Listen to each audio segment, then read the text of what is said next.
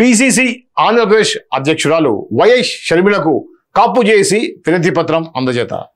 కాపు చేసి రాష్ట్ర అధ్యక్షులు చందు జనార్దన్, కాపు చేసి ప్రతినిధులు. కాంగ్రెస్ తోనే కాపులకు న్యాయం అన్న వైఎస్ షర్మిల కాపుల సమస్యలపై ఇటీవల ప్రతిపాదించిన 12 తీర్మానాలను కాపు చేసి రాష్ట్ర అధ్యక్షులు చందు జనార్దన్ పిసిసి ఆంధ్రప్రదేశ్ అధ్యక్షురాలు వైఎస్ షర్మిలకు శుక్రవారం నాడు ఉదయం 11 గంటలకు విజయవాడలోని రాష్ట్ర కాంగ్రెస్ కార్యాలయంలో అందజేశారు.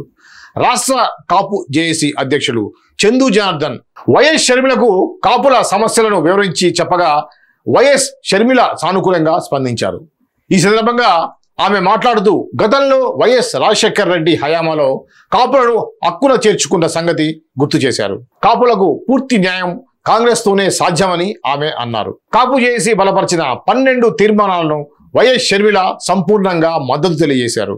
కాపు చేసి బలపరిచిన కాపు, తెలగ, బలిజ, ఒంటరి కులాలకు ప్రత్యేక బీసీ రిజర్వేషన్ కల్పించాలి. సమస్యల పరిష్కారం కోసం దశల వారీ ఉద్యమం, జిల్లా, డివిజన్, మండల స్థాయి సమావేశాలు, అనంతరం విజయవాడ, రాయలసీమ, ఉత్తరాంధ్ర ప్రాంతాల్లో బహిరంగ సభలు. రాష్ట్రంలో కాపు వర్గాలపై జరిగే దాడులను అరికట్టాలని, కృష్ణా జిల్లాకు ఐకాన్ బ్రిడ్జికు స్వర్గీయ వంగవీటి మోహన్ రంగా గారి పేరు నామకరణం చెయ్యాలి. కృష్ణదేవరాయలు జయంతిని ప్రభుత్వం అధికారికంగా నిర్వహించాలి. కాపు కార్పొరేషన్ కు ప్రతి సంవత్సరం 3,000 కోట్ల రూపాయల నిధులు మంజూరు చేయాలి. హామీ మేరకు 2 ఎకరాల్లో కాపు భవనాలు నిర్మాణం చేయాలి. కూటమి ప్రభుత్వం కాపులకు దామాషా ప్రకారం రాజకీయ నామినేటెడ్ పదవుల్లో ప్రాధాన్యతనివ్వాలి. కాపు ఉద్యోగస్తులకు పోలీస్, రెవెన్యూ లాంటి ప్రాధాన్యత గల శాఖల్లో పోకల్ స్థానాల్లో పోస్టింగులు ఇవ్వాలని, ఉద్యోగుల అణచివేతపై సరైన దిద్దుబాటు చర్యలు తీసుకోవాలి.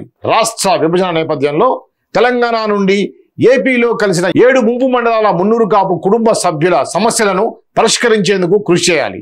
ఎంఎస్ఎంఈలో ఎస్సీ, ఎస్టీ, బీసీ, మైనారిటీ మహిళలకు ఇచ్చే సబ్సిడీ 40% కాపు, తెలగ, బలిజ, ఒంటరి మహిళలకు అమలు చేయాలి. OMS 22ను సవరించాలి.